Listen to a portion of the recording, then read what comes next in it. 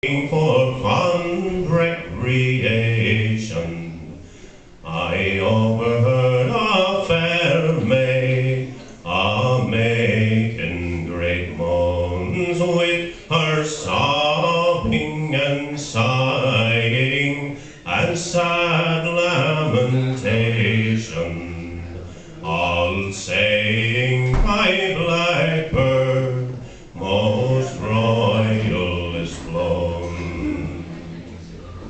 My thoughts, they deceive me, reflections do grieve me, and I am o'erburdened with sad misery.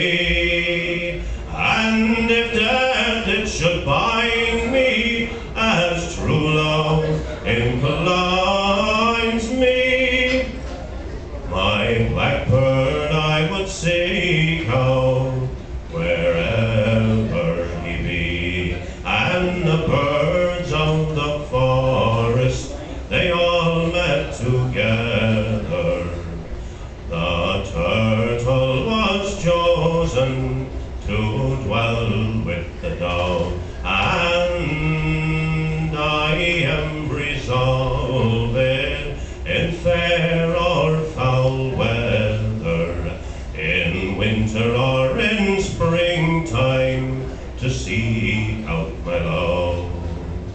He is my heart's pleasure, my joy and my treasure, and justly my love, my heart will follow thee.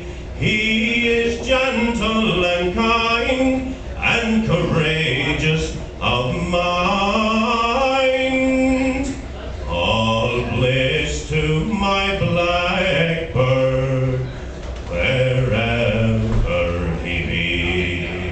In England my blackbird and I were together, where he was still noble and generous of heart. But woe to the time that we both went from hither, for alas he was forced from thence to depart. In Scotland he's deemed and highly esteemed, in England he seems a stranger to be, but his name will remain in France or in Spain.